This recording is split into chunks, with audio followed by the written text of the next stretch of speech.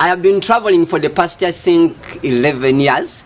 I first traveled to Nairobi, Kenya from Uganda about 10 or 11 years ago. I never knew about Nairobi. I just got in the bus with my bag. I just went to go to Nairobi. I knew I would look for a hotel of about $10 in Nairobi, which happened to be true. I reached Nairobi, asked the bus guys on the bus park if I can get a lodge of $10. They got it for me. I paid. I took taxi around Nairobi. I enjoyed it. I asked questions. I went places. The following day I did the same. In the evening I went back to Kampala. That was 10 years ago. And then over the years, I have visited a couple of countries like Rwanda, Burundi, again and again. In the same way, even Congo, DRC Congo. But just simply that way. So by the time I'm doing this trip, I should say I'm counting also on over the 10 years of experience of trying to explore for opportunities around my neighborhood. I have been to every single area in Uganda. I'm a Ugandan. But there are Ugandans who have never been to northern Uganda, which is just 6 hours away. Okay. So if somebody has never been to northern Uganda, it would be foolish to tell them, man, let's think about Africa. Or come to Zambia. Or come to when Zambia. You've never finished your own country. Yes. Okay. But if you've been at least 2, 3, 4 regions in your country, look for the neighboring country. People. Nearby. Yep. Then you grow bit by bit. Yes. So people ask me, how do I want to come to Uganda and you are in Nigeria? I tell them very simple. I think that's an ambitious goal which could kill you. I would suggest take a bus to Cameroon for 2 days, come back to Nigeria. When you are done with Cameroon, call me. We talk about Uganda. So we start small. That's start your small, advice. Exactly.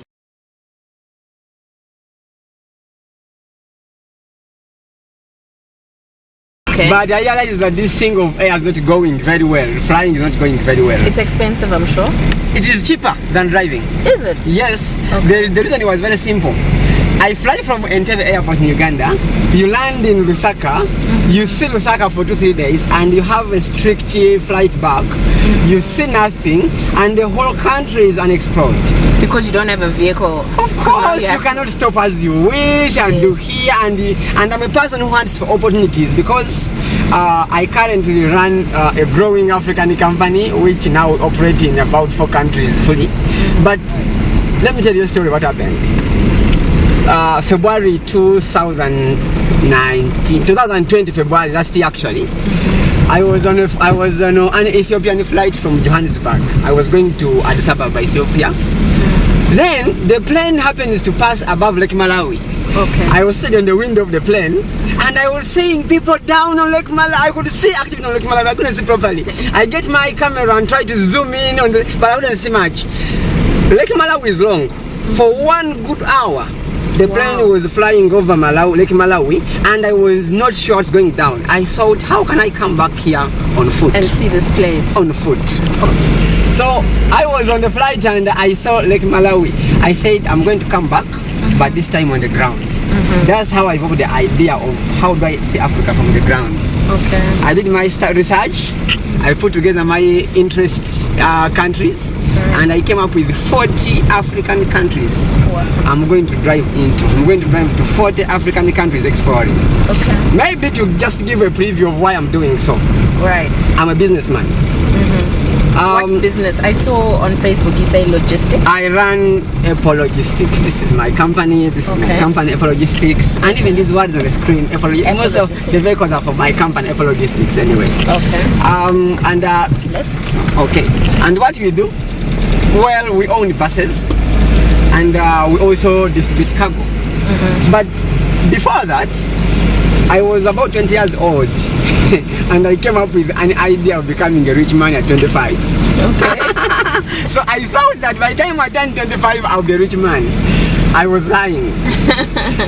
So I figured out that in my country, to be a rich man, you have to be in business because rich men in my country are business people. So I thought I should go into business and become a rich man. So I began my first business when I was 20 years old. Over the next about 6 years, I began a total of 13 different businesses, 13 of them. All of them collapsed. I never made money in any of the 13 businesses. In fact, by the time I was 26, I was not just bankrupt but in debt, deep in debt at 26. So I spent the next 2 years of my life trying to pay debt and recover and start afresh from zero. It was a crazy ride. Crazy, hey?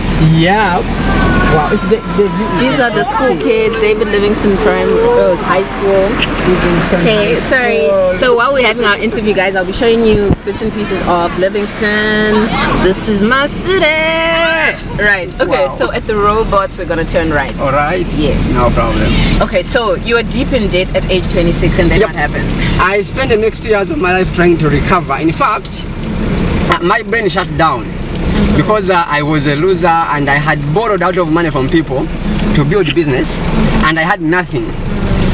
I spent 2 good years just trying to recover. In fact, let me tell you one of the stories I don't like to share.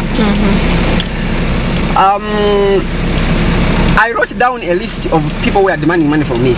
People who were demanding money from me. All your creditors? Yes, my creditors. I came up with 66 people. 66. Now, there was one huge problem about that. Where? So this is Mosotunya Square. This is like our only shopping mall in Livingstone. Our only shopping ShopRite. Yeah. Pizza Hut closed recently because of COVID, but you have Pep, Hungry Lion, Ackermans, and that's about it. Welcome to small town living. It's a beautiful town. I also love the train station here. Yes, by Bush Tracks. Yes. So what happened was, when I was in debt and everybody was calling me, Paul, my money, you took my money, when are you paying back my money? Look at this beautiful place. Look at this.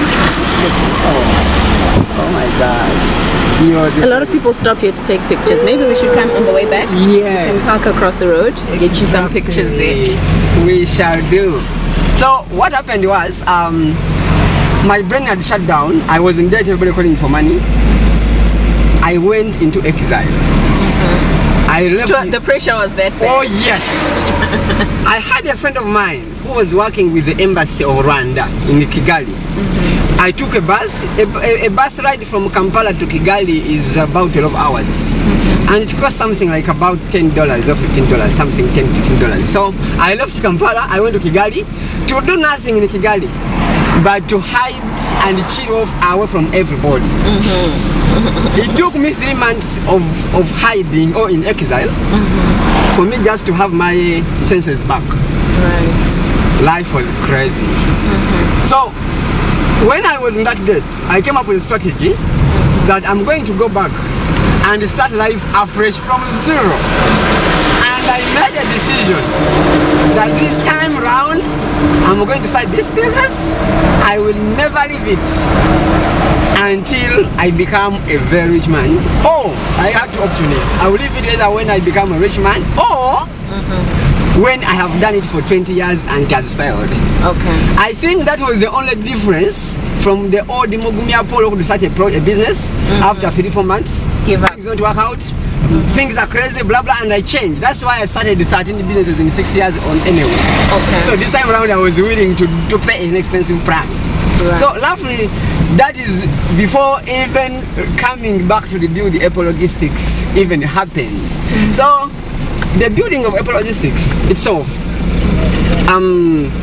happened that I had seen I wanted a business which I could scale and it become large easily. I was looking for something I could build large and easily. Okay. That is when I came and said, let's build this logistics company into the largest. We shall own buses, trucks, trailers, blah blah blah. You know? So it was quite a cool idea, and I said, but this time around we are in for 20 years. No quitting for 20 years. Either I become rich or I lose. I become a loser for 20 years. That is how it all boiled out. So I set up Apple Logistics Limited. I buy my first small bus. During the day, that small bus, 14-seater bus, Toyota highest van, it could work as a taxi during the day. In Kampala we call them taxis. Here we call them what, combi? I don't know. Yeah. The 14-seater passenger. Yes. Oh, it's a taxi. Taxi. In Zim, it's a combi. But Yeah. it's Here. a taxi, Yes. but the small cars are a cab. Oh yes. That's the difference. I Yeah. see. So it is a taxi also in Uganda. So I use that van. I would use it as a taxi during the day, and at night We would remove the chairs quickly and go to the village and use it as a cargo van to bring agricultural commodities. Tomatoes, pineapples, yes. In fact, I used to work as a taxi conductor during the day, in the evening as a cargo conductor, if there is, I don't know if that name exists, cargo conductor, whatever. And for one whole year, I was working for something between 22 hours a day, sleeping for 1 or 2 hours, and and I grew that business from one taxi, and we bought a second one after about 9 months, and then I financed somehow and got a third one. In 3 years we had moved from 1 to 3, and that's when I said, oh, we can get the thing. However, I wanted a bigger company, and I knew I could do it faster if I get some other people on board who can give us funding and money. And then that's how I came up with the idea of looking for partners, and all these things came in. I looked for partners. Today my company is being owned by about 300 people across Africa.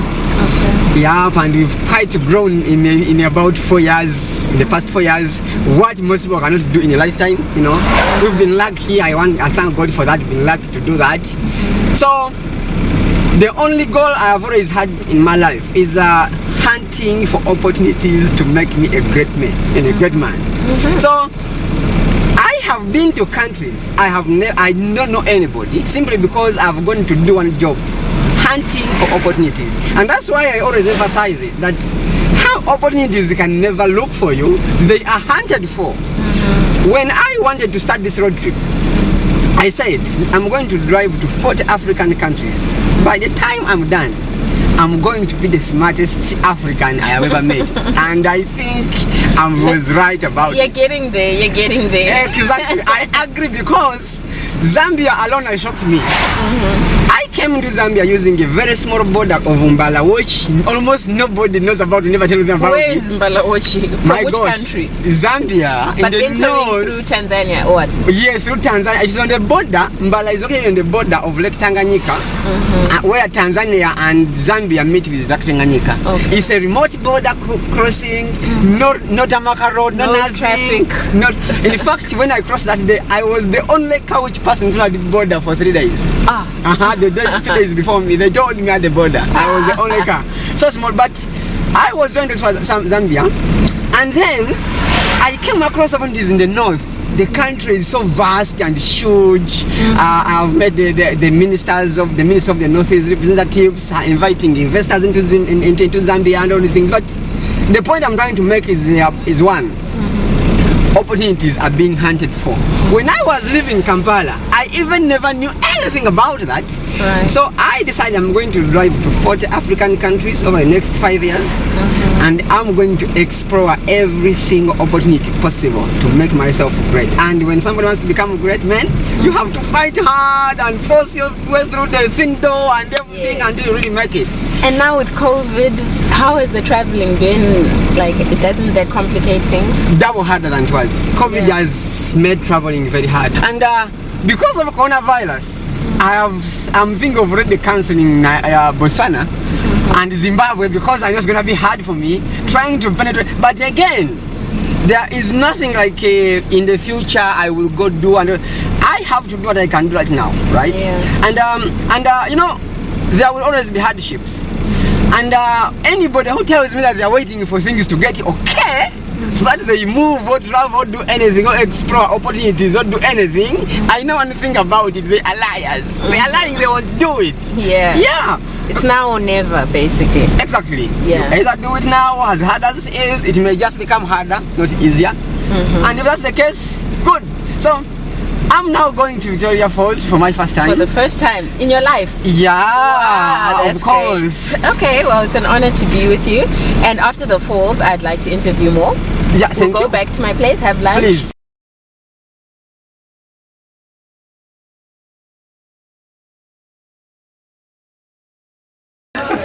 Okay, so Paul, while you're on your trip, you bumped into the Honorable. I bumped into the Honorable member of Livingstone. Yes, sir. I'm extremely very happy. I think I'm the luckiest to have met as well Brian, John Banda, and then the member of Parliament. I mean, this is incredible moment to me. Wow. Okay, so as someone coming from Uganda, Kampala, what would you say about Livingstone? What do you think of our city? Let our MP know what is your observation so far. First of all, when I crossed Zimba coming to Livingstone, I never thought I'm in Zambia again, honestly. The place is beautiful, organized, cool. And for people who have always said this, that I think anybody who wants to have a feel of the future of Africa, Livingstone is the future of Africa, which want to have the whole of Africa. I think if others want to know what Africa has to be next 10, 20, 50 years from now, they just have to come Livingstone, see how it is, then they will know where we shall be as the entire continent probably 50 years from now. Livingstone is something like never seen anywhere before, and I would say everybody has to work hard and do anything they can. Use your energy, man, and cash. Be Livingstone. I mean, I just don't want to leave. I'm so happy to be in Livingstone. Okay. A wonderful place. Great. Honorable, maybe we can just have a few words from you. How has COVID impacted Livingstone? Do you see progress? How is the situation? Yeah, it's still very hard for Livingstone, but we appreciate that people like him, they've made it all the way from Uganda. He came by lot, and this is what we want.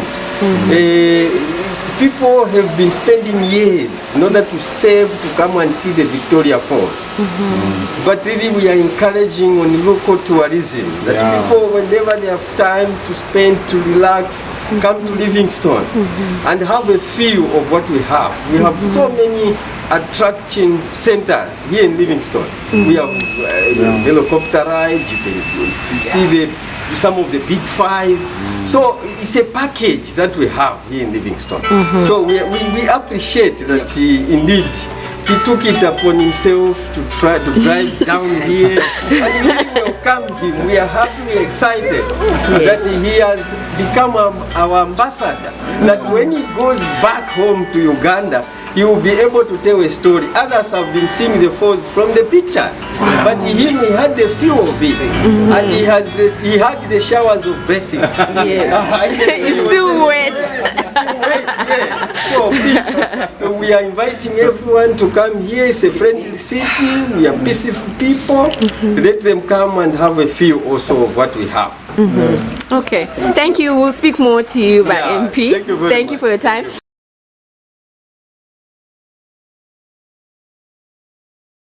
How is it being a businessman in a small town like Livingstone that depends on tourism? How have you been managing the past few months? Oh, it's been a bit tough. You know, Livingstone being a city that wholly depends on tourism, the sector has been affected. And then you see there is the effect also narrows down to everybody, because when the tourism industry is affected, the taxi driver is affected, the clearing agent, the lodges, the restaurants. So at the end of the day, there is no much money flowing in the local economy, meaning the town itself doesn't have too much cash. So as a result, we are affected here and there. But in business, it's one of those things I'm sure we are pulling through. Okay, we'll be back to speak to you further. Thank you. We're just following Mr. Paul around. He's very excited on his journey around Livingstone. A very good friend of mine on Facebook also. Oh, okay. And so you also met through Facebook. Through Facebook. And when I saw him enter Livingstone, I said, no, come here. Oh, I saw you. You were the first one to comment saying welcome. Yes, I liked your comment. Yes. Yes. I saw him at that billboard. At the billboard. Yeah. Okay.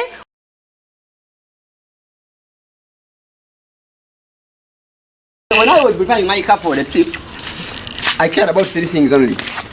I want to know, can I cook if I want to eat meal? Yes. So I looked for a way to cook. So that's why I created this table. And then I just put in my stove, which is right. My stove there is right in this one. You know. So if I want to cook, I can set up things for cooking in a minute, you know. It is in here, then I just bring things. What's this, a primer stove? Yeah. Jeez, when was the last time I saw one of these? They are so common in my country, and so you've got paraffin in there. The reason why I use the stove is because it uses diesel. Oh, and, okay. And paraffin. kerosene. Okay. So and the diesel is everywhere in the world, right? So you want something which doesn't disturb you. So I can easily just say, oh, if I wanna cook, I just prepare my stove in a minute, in a minute, quickly, you know. Have you ever seen one of these? Yeah. Never. And I know, right? So I last saw this when I was a child. when I'm with cooking, then secondly, I thought, can I cook? No, I can cook too. Can I sleep well in my car? Yes. Very I have a comfortable bed in beds. here, blanket, pillows. I have a pillow, everything. The third was, now the problem with showering. What if I want to clean myself and shower? I would be like, okay, now I've eaten, I can sleep, but when shower, so that's why I came up with this setup. I was like, okay, I just got a guy to weld for me these pipes. They fit into each other properly, so I just pull it up, make it quickly, you know, put it here, right here, and I drive. So if I want to maybe to get a place I can shower, you know, I just pull it out in a second, create a private space. Even if I'm in Kigoma, in Tanzania, it was in a city where I stayed. Parking space tight, taxi. But again, I would be inside right here and I could shower. Nobody cares, and you know, we are having a good time. I'm like, okay, let me sleep and go. The reason for this, they're just about, I think, 231 on a trip. The number one expense you have on a road trip is fuel for your car, right? So you don't want to spend money for fuel and you waste it in a hotel where you would use the same money to pay 20, 30 liters. So if I reach a place whereby hotel accommodation is expensive, it means I will not pay for accommodation if it is not in my budget. Number two, you may have the money for accommodation, but the problem is, how about if there is no better place you can sleep? There could be some lodges there, and you have the money, but the lodges, maybe it has bed bugs and it is smelling. You know, you are like, I shouldn't sleep there because I have to. I have my own, right? Then the same with cooking. First of all, I have not cooked any lunch or supper on my stove, by the way. I have only made tea, and that's why I always have my flask. My flask even has tea right now. I cook, but I always cooked in the morning and fill up my flask. So I always make coffee with myself. But the reason why I brought a stove is two reasons. One, if I ever went to a place and food is so expensive, like a plate of food, the cheapest you can get maybe is $5. That's out of money for a plate of food. I can't have at $1 or $2. Then I can cook my own. But it has never happened because in Africa, you always find food for $1 or less, right? So there is no point in cooking food. However, I carry it, you never know, but it's so good with tea. I made milk yesterday for the first time in Zambia. I was looking for milk everywhere, no milk. I came across milk, I made milk, you know. So the whole goal is I want to see the world from the ground, without being limited by places I can go to simply because that place has maybe accommodation. I don't want to go to a place and I like it and I have to leave quickly because I have to go look for a hotel where I sleep. So if I came here to see maybe you here and I loved your place, I would just say, is it okay I park here overnight? I want anything from you, not even your food, not even your shower. I can shower from maybe nothing, right? So if you're okay with it, I can stay. So it gives me the freedom to do exactly the purpose of my trip without wondering, okay, if I go 100 kilometers in the village, again I have to drive back and look for your sleep. If I reach the village and I enjoy it and I like whatever is there, I stay. So I think it is the African culture in me of finding simple solutions for complex problems. In Africa, we find simple solutions for complex problems instead of complicating solutions. So everything I have is simply made and local and cheap. So there is nothing which is so hard, you know. Yep, right from the car I drive. That's why I chose this car, by the way. Most people, when they think about traveling around, they already think about the Jeep Wranglers, these modern nice cars. But there's a problem with the new cars. New cars in Africa, they have less spare parts, assuming you got a breakdown. Number two, new cars always work so much on electronics and computer stuff, all these things.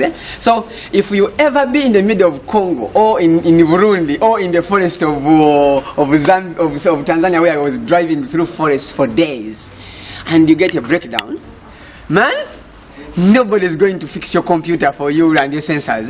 But this thing, the engine is just normal, it is mechanical. So even if it has a breakdown, it can still continue moving.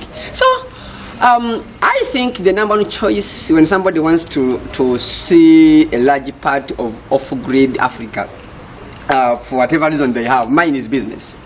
The choice of a vehicle, I would suggest they get a vehicle which is completely mechanical, so that in case of anything, even a bush mechanic can fix a problem.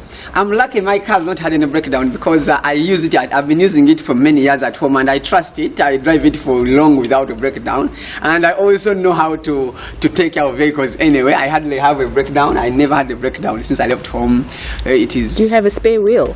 The spare tire? Yeah, of course. That's a must. Yeah, I even have I have even spare tools because if I ever got a breakdown, I can fix some things. You know, I have tools. You have the toolbox. Spare wheels is there. The spare tire is in there, but I have not used it anyway because.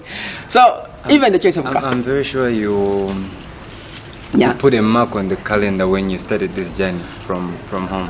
Well, it is not a big deal for me to that extent. Okay. The point of adventure is there is no deal or prize we are getting for. I left on the 15th of February. Today is 1st. So I've been already for about 16 days. And I just enjoy everything. So the reason, my focus now is on the adventure in line with business. As I'm hunting for opportunities in business, I hunt for opportunities. I have always been an opportunities hunter. I think that is why I will give an example. Nigeria. I first went to Nigeria in 2018, I think, 2018. Nigeria is a big country with 36 states, 36. I have been to 21 states in Nigeria by road. Me on my own, using their bad roads. I'm sorry to say this Nigerians, they know it anyway. It's a hard fact. They have bad road. They have bad taxis, or call them buses. They have bad buses. Security has issues, and in fact, Nigerians will tell you, don't use road, fly within the country. And they fly in the country. They do not use road. Weren't you afraid of being kidnapped? Nobody's gonna kidnap you. But it's a risk that is happening. Of course. Last week, some girls were taken. They were returned yesterday. So you're a stranger to the country. Let me say something about risks. When you look at a population of like Nigeria, in a whole year, they get a maximum of maybe 2 or 3 or 5 people kidnapped, probably. And now it makes news. Not knowing that there has been another 400 million travelers who were never kidnapped as well. So the chances of you being kidnapped in anywhere in Africa are smaller than you staying home and you getting hit by lightning. Actually, you have more chances of being killed by lightning in your compound than you have a chance of being kidnapped. That is a hard truth. The numbers don't add up. Like, for the sake of the same, like we've been at Victoria Falls, you may hear that, somebody went there and they died. Now, that is maybe one person in 4 years out of hundreds who go there every single hour. And then it can make news and make you think, there is a chance of dying there. The chances of dying there are lower than you dying from your bed when you're sleeping. So the whole point when I went to Nigeria, I said, this country is big. It has a big economy. It has a lot of people and everything. There are opportunities. So I went in there trying to visit various states, and I did well on road. I have been to almost every single state except in the extreme north of Nigeria. And guess what?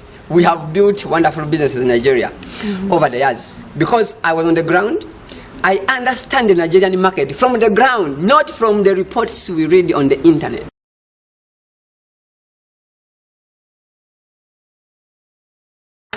When you're on the road, you've explained that you have your own kitchen, you have your own bathroom, but you also have your own bedroom. Exactly. Okay, so can you show us how does your bedroom work? Of course, the only thing I did was, number one, I wanted to have enough space for me to store the things I use in my personal life, like the stove, my table, which I use. So where do you keep your storage? Everything. So what I did, I made a small wooden kind of frame, you see, and then on it I put these boards, you know, the kind of face boards, and on them there's so much space inside to store things. You can see some of the things I have inside. There are very many, even on the other side. Then this is a mattress. I cut a mattress. Okay. To the size. So you cut the mattress to fit the car. Yeah, to the size and fashion of the interior of the car, and the bed is huge. So all I do, in case I'm in a place and I feel I like to stay longer, and my accommodation is the best place I can have for myself, definitely I will go in and sleep. I will just into my bed, as simple as that, and have a cool good night's sleep. It's so huge, I can't even use half of it and really finish. You see, even people can fit in right here. So it's quite something I chose to do. Well, because for obvious reasons, because I would go off grid, places I cannot have maybe good accommodation, or maybe I would go to places and maybe I can't, it is off my budget. So I have a comfortable place, because I know if you have three things, you can eat, you can shower, and you can sleep. Those are the best things you need to be in a place for as long as you want. You know, Okay. I carry enough gear with me. I see you've even got your shirts hanging in there. Oh yes. Well, I was drying my shirt anyway as I was traveling, so I was like, okay, let me put it on the hanger and leave it right here as I'm driving. It's too dry already, you know. Okay. So I just have too much convenience and too much space. Okay, so I have a question. Traveling through 14 African countries, that's how many border posts? What's the issue with visas? Is there lots of complications at the borders? Do you have to bribe people? Because people have a lot of misconceptions about traveling through Africa, that it's so difficult. Especially by road. I would address it this way. It is never going to be, it's never easy. However, it is more easy than it was a few years ago. Every passing year crossing border becomes easier than it was quite a few years ago. I'd not call it problems or challenges of it. I call it requirements. If you want to travel by your car, of course, me, it is my by car. You will need your personal visa, of course. It does not matter, and you have to get them. Now, whether it is hard or easy to get a visa, for example, we get South Africa does not allow us to get visa as Ugandans on arrival. We get our visa from Kampala. So if I'm going to go to South Africa and I'm driving, I will get my visa last for South Africa, drive through other countries, and make sure I arrive on the South African border. So it is a process. Yes, it is inconvenience, but it is the process you have to go through, because you have to pay the price for it. Coronavirus came in. Now these days you get on the border, and when you get on the border, they automatically tell you the requirements. You have to test for this. Each border is different. Some you will pay just maybe $10 for a quick test. Others they will want whatever it is. But at the end of the day, it has to be just part of your budget, and you plan for it. And it's not, of course, expensive. If your visa is maybe, like for me, most countries in Africa will get a visa on arrival, and averagely, countries in Africa, if you are an African, they will never cost you more than $50 for your visa. Always, it will be below that, even if you have to pay. Again, for the cost for the car, you have to pay insurance for every country you enter. It's a requirement. If you are coming by bus, you pay nothing. You just pay for your personal visa, and you take a bus and cross the borders. So to me, the process, whenever I tell to somebody, they feel it's long. to me it's just a requirement, and it is easy. So because for example, I'm going to go maybe on the Botswana border. The only thing I would do is to find out the requirements I need to do to cross. If the requirements are whatever they are and I have to cross, even if it means for me to spend a day preparing those requirements, like maybe a coronavirus test, I will look for it. It's a requirement. So to me, I would just say if somebody really wants to set out and go see the world and do what they want to do, the idea is entirely about accepting the requirements of whatever you're going to do. Because even staying home requires there's rules everywhere you go. There is. Okay, so how many coronavirus tests have you taken since you've been traveling? Or does one test allow you to enter? No. You know, coronavirus has made things crazy. But this is what I was saying. On each border, you've got to come up with a coronavirus test of which is recent. For the sake of when I was entering Zambia, same case. I arrived the day before. Had a little bit of. They told me on the Zambian side there are two types of tests which I can take. Blah blah. Then I chose one which can take longer. Blah blah. Then I paid the money I have to pay for that test, and then I crossed into Zambia. As simple as that. Same case with when I was getting into Tanzania the other week. I have had the same cases before when I crossing into Kenya or Rwanda or Burundi. Same case.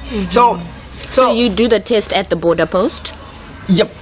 Some if there's no testing at the border post, still when you get there they'll tell you that hey, you can not do it here, but there is probably a clinic in the town before the border also. So every place is different. Like for the case of Zambia, they had it set up at the border.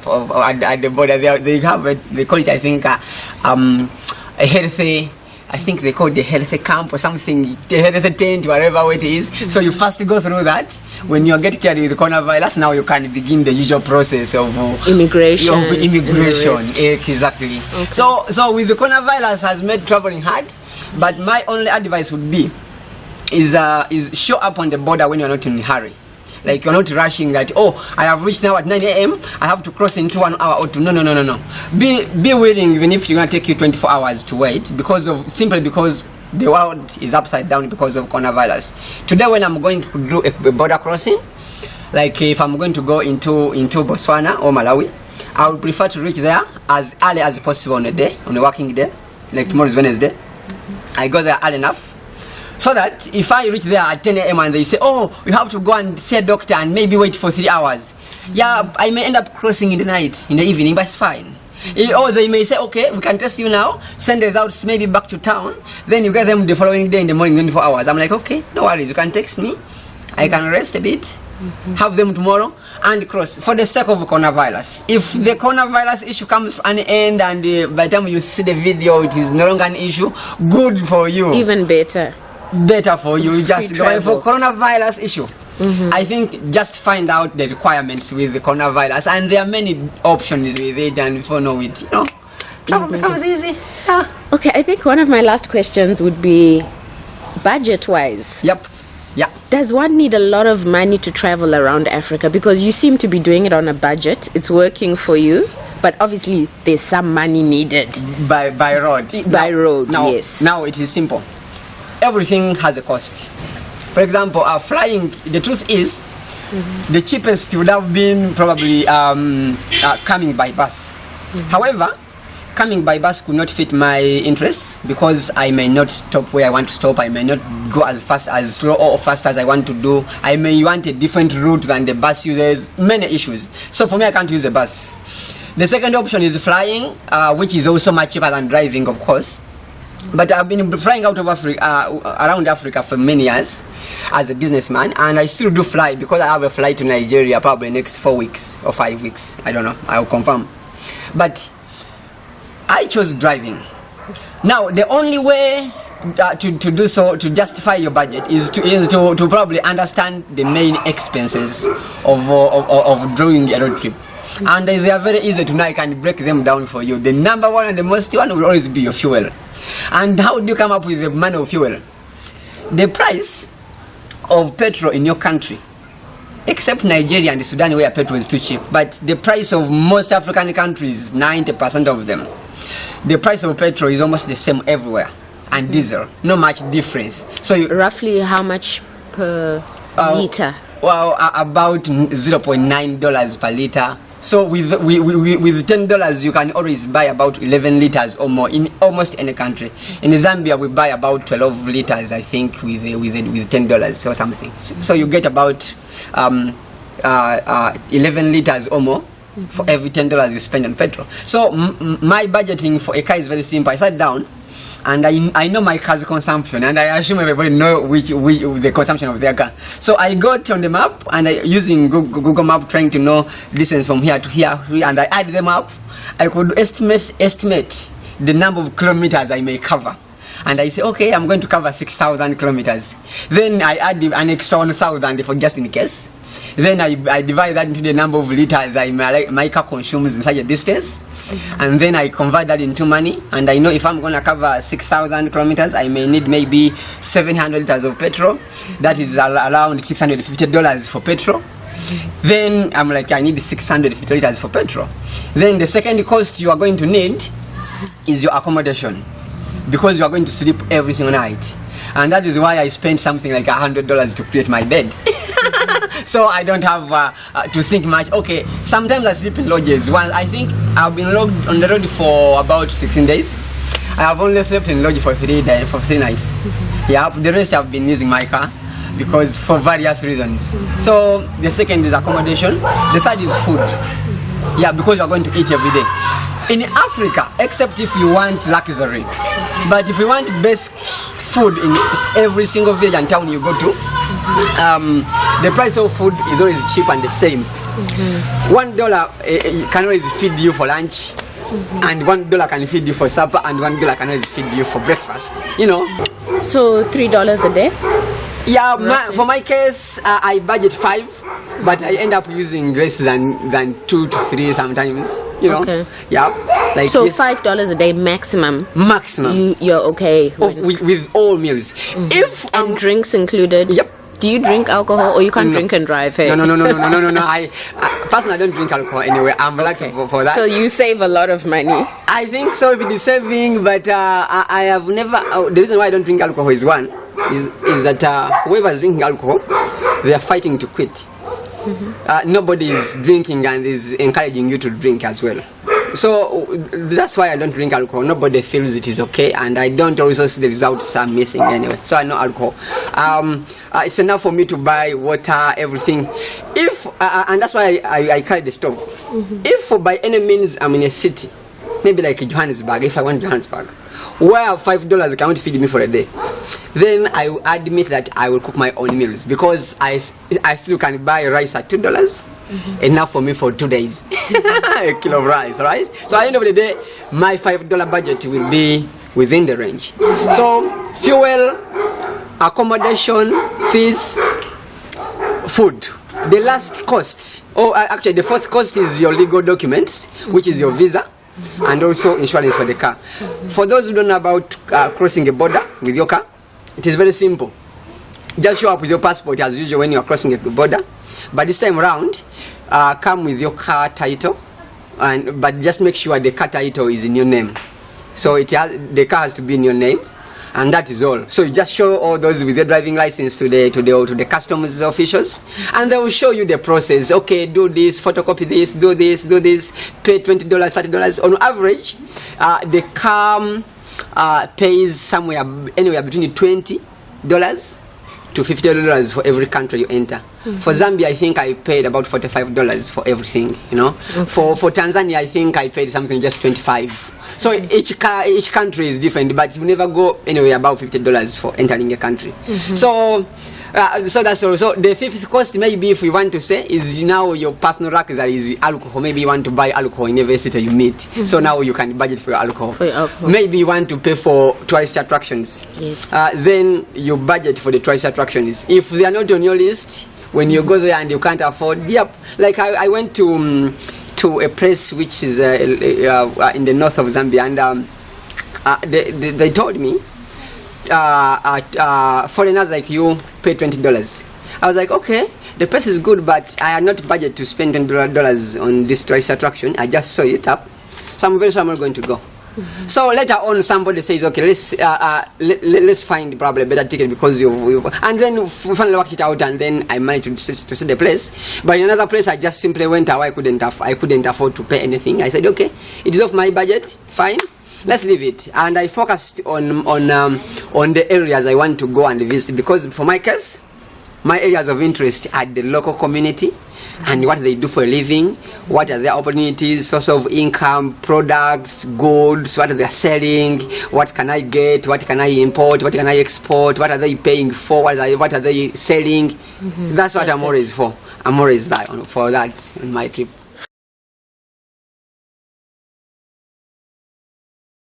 Okay, last words of advice to anyone who would like to do a road trip around Africa. What would you say is the most important piece of advice you can give? Just get started by going to a small new place you've never been. Don't focus on Africa.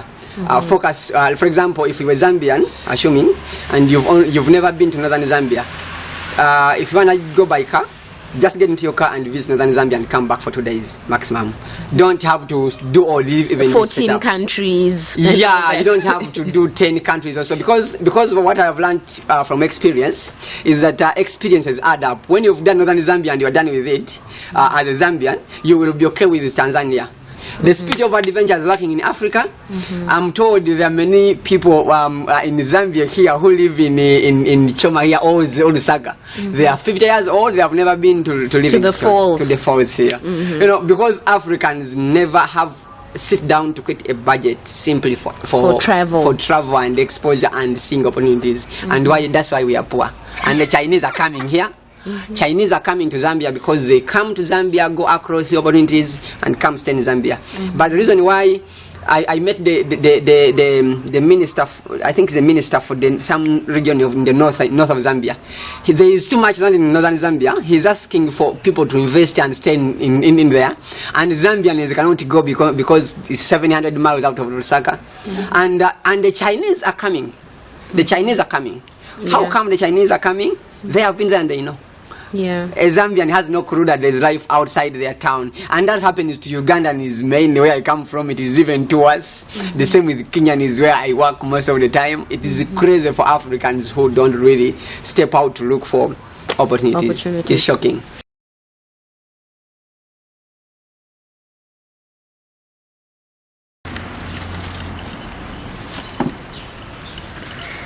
Okay, so your last day in Livingstone, you're on the road? Yep, actually I'm going to go to Kasongo. That's on Botswana border. Okay. I want to see if I will have a chance to cross into Botswana. Yes. If not, I'll come back and visit Malawi first, then I visit Botswana on a much later day. Okay. The only thing which I will just tell the world, I like telling something to the world, and it's not really so much, is one simple thing. Whenever there is anything you feel like you want to do in life, never wait for resources. Just figure out the existing things you have, how you can manipulate them on your own advantage, and go do things. Because one thing I've learned, there is never money to do things. There is never time, and there is never effort to do so. The only thing which I have always done in my own life is, in business I call it bootstrapping. Bootstrapping means starting things with the most minimum of resources possible. When I wanted to do this journey, the only thing which I focused about was very simple. What things I have. I've had this vehicle for a long time in my business. I said, I wish I would just take this one. Nothing much. I just, okay, now what's next? Yes, I don't have money to travel the whole continent. Fine. However, maybe I can buy petrol to see 3, 4, 5 countries. Let's go do that. And that has been always my only motivation in life. If I want to do anything in life, I do not sit home and do. I just get down to do it. I wish I could say more. Okay. But man, nothing much. All right, enjoy the journey. Thank you so much. Kasangula, hopefully you get to see the new bridge, the Kasangula Bridge. Whatever I find, I will show you. Okay, great. It's going to be a marvelous thing, I think. Okay, next time I'll join you. I will be very, on the rest of the journey. I'm very happy. It's unfortunate that we didn't have a good plan earlier. Yes. To go with it this time. But next time. I'm back. we shall be together always. Okay, thank you for hosting great. me. Thank I'm glad you. to be back. And this is Paul, the African nomad, continuing with his journey. Thank you.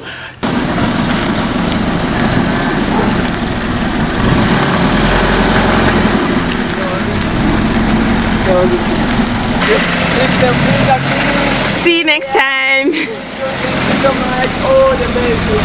Thank you. Bye. Travel safely.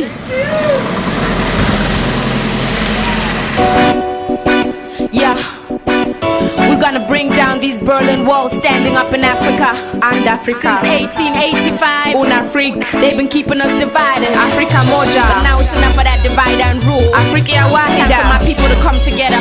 Together we are one Africa. Yes, I no to these borders. What? Yeah, what? I'm saying no to the borders, no to the borders. We are one Africa, no to the borders, no to the borders. We are one Africa, no to the borders, no to the borders. We are one Africa, no to the borders, no to the borders. We are one Africa, Nakirata Africa, Iriki Ushetse why, Dinyona Nazentle, Ditletse in the sky, Banyana Liba Shiman Eka Fela Ba Fly, Dijota Runa, Liasuti Samuna. Hey, when I uyazi Gutimina Ngitandu, Mama Africa no setting kinga, Ikazi Abazali Gunini, Yaktita, Zipetin Kululeko, now Africa unite. No